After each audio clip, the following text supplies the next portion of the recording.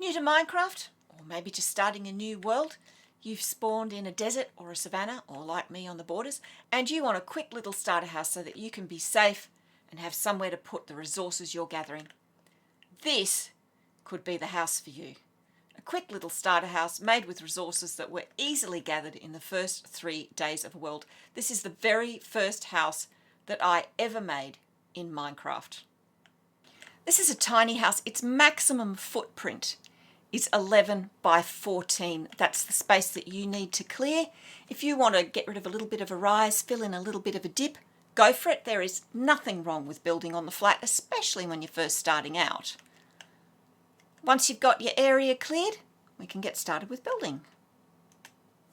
That weird little wool square denotes the dirt bunker that I survived in the first night and while I was gathering resources. Who says cowardice doesn't pay off? We're going to start at the front right-hand corner. So I'm going to use my palette for desert and savannah. You can use whatever you like, whatever suits the biome you've found yourself in. So let's go. Chiseled sandstone, 1, 2, 3. That's our corner accent block. Now I'm going to use normal sandstone and I'm going to do 2 columns of 3. Next, polished granite. If you've been digging at all for resources, you'll have come across granite, andesite, diorite. This is your house. You use what you like, what looks good for you. If other people don't like it, that's their problems, not their house. Sandstone again, 1, 2, 3, and our corner accent block of chiseled sandstone. Come around the corner and we're going to build a wall that is 4 columns of 3 sandstone blocks. This brings us round to our foyer wall. So a column of 3 sandstone blocks, 1 across the top, another column of 3 sandstone blocks, and our corner accent blocks again. Now for the side wall, 1 column of sandstone, 1 polished granite, 4 columns of 3 sandstone blocks, another polished granite, that's where our windows are going, 2 columns of sandstone, and 1 column of 3 chiseled sandstone for our accent. Now the back wall, 2 columns of 3 sandstone, 1 across the top, 1 column of 3 sandstone, and 1 chiseled sandstone column. Come around to the other side, we're going to do 5 columns of 3 sandstone blocks. Come around to the side again, 2 polished granite, 2 columns of 3 sandstone, and 1 column of chiseled sandstone. Last little wall, 2 columns of sandstone, 3 polished granite blocks, and 3 columns of 3 sandstone. That's the perimeter of our house. Come through the front door, we're going to put an internal wall.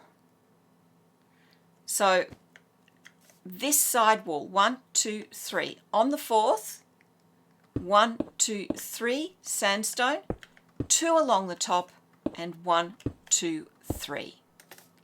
So if we have a look at this from above, our house isn't a box, but what it is 1, 2, 3 different size boxes joined together. This is an easy way to make your first starter house more interesting.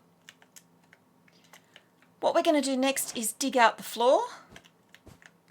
So dig out the entire floor, including in the doorways. Once that's done, put your floors in. Use something fairly hard wearing but smooth for your external doorways. I'm using cut sandstone. And then for your floors, use something that doesn't match your walls. So I'm using oak planks, but you could use any block you like. Right, now that we've got the floor in, we're going to make this place secure. So we're going to add front and back doors.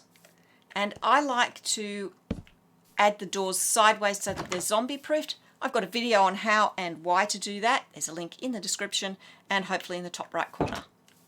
So there's our front door. Here's our back door. I find it very handy to have a back door so that if you've got hostile mobs at the front, you can go out the back and pick them off. Now let's fill in our window gaps. I'm using plain glass, but if you've got flowers around, you could make stained glass if you wanted. Now that that's done, I'm going to pop down some little workbenches.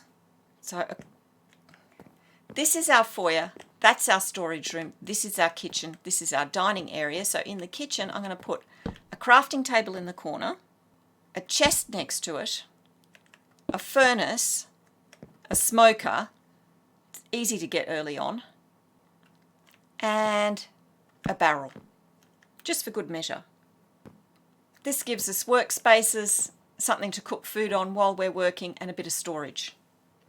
Now in our little dining area, come to this wall that's next to the foyer, come across one from the right and place 2 ladders. Now I've left a gap here at the bottom. I'll explain why in a little while. Now the other thing you might want to do before we go any further is bung down some torches. If you've done any sort of digging, you should have come across some coal. If you haven't come across coal, use your furnace to make charcoal. Again, there's a link in the description for a video on how to do that. Right, we're going to climb up and we're going to make the roof.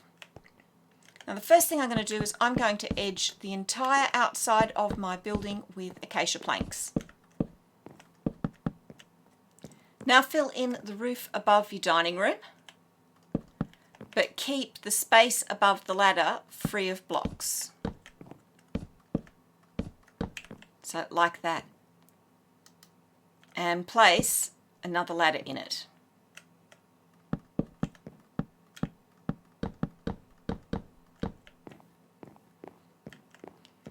Fill in the roof above the storage area and run a line of acacia blocks right the way along this row. Now let's prep for the next floor. Come to this wall directly above your door.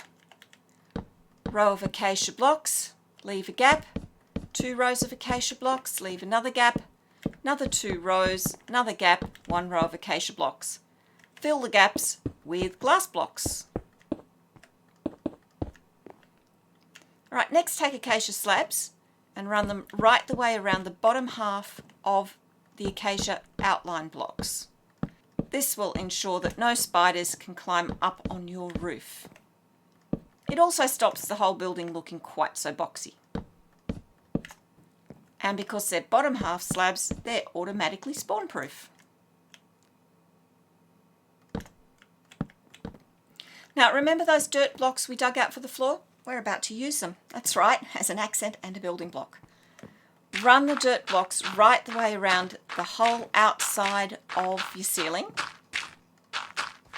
Once that's done, extend this row, which is directly above our door, right the way across and fill in the rest of the roof on this side, so that's above the kitchen and the storage area, with dirt blocks, but leave above the glass open.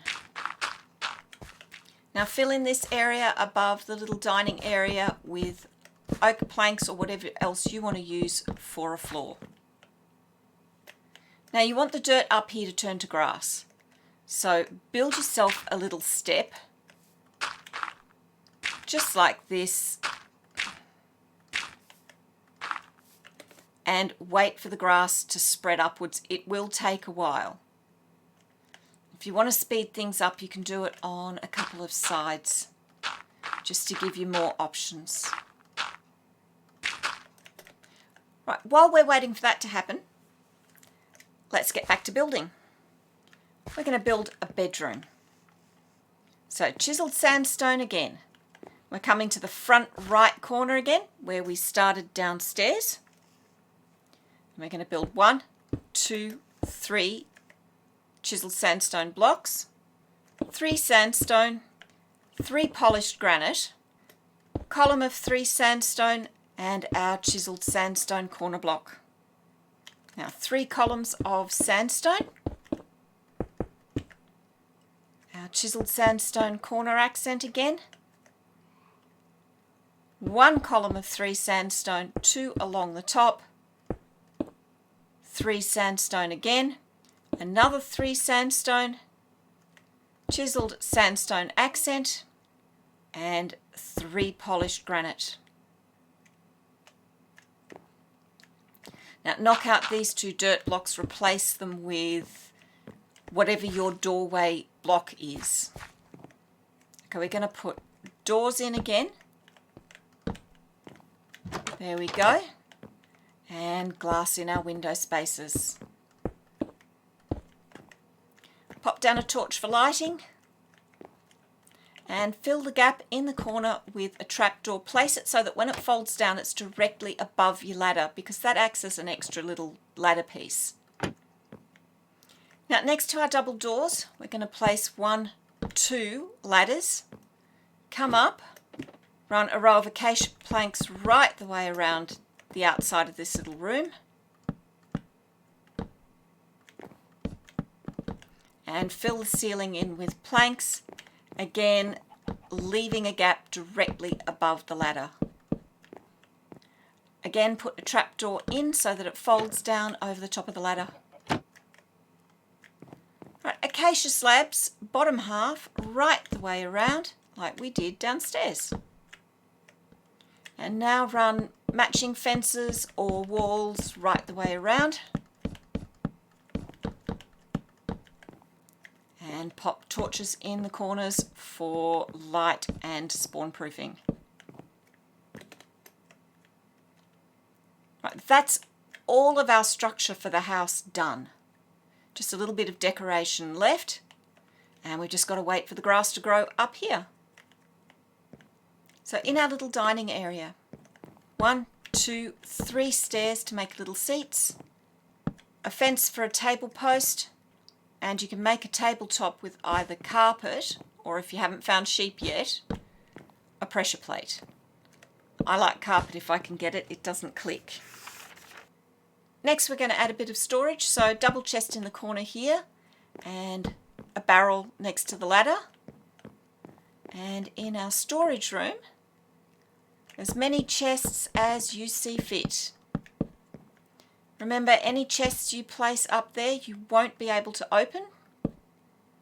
Same with if you put barrels on top of chests. See, this one now won't open. And if you like, you can pop doors between your storage room and your foyer.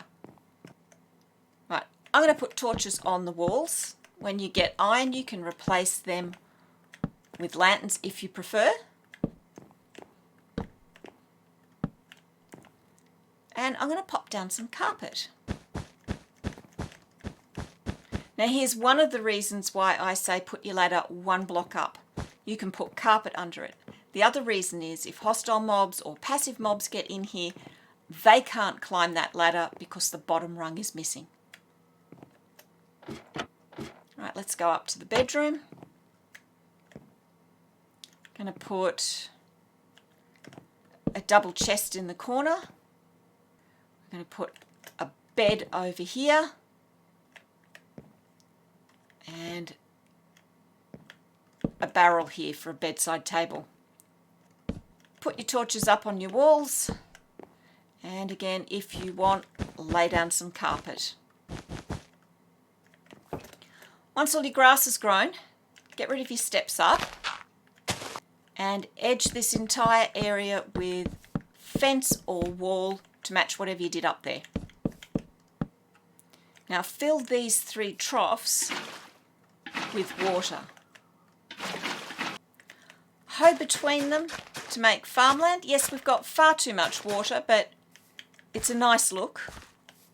And if you like, hoe this extra row as well.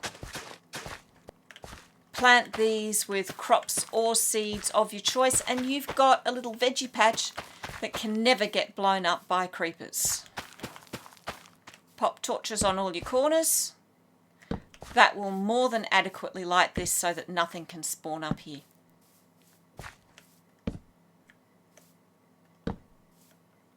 Now you can hoe some more of this little area that's left. I like to use it instead as just a little wildflower area where I can stand and relax and look out over the landscape. If you find that you outgrow this, you can easily extend it out to the sides or build other buildings next to it and turn it into a compound.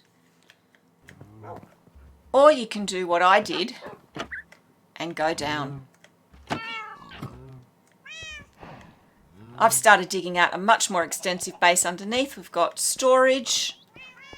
That's going to be for a nether portal. And I've got an enchanting setup here. Still a lot to do, but once you start going down, the possibilities are endless. So there it is, small, compact, safe. We've even got a veggie garden. And you can adapt this to whatever biome you find yourself in. I would love to see what you do with this.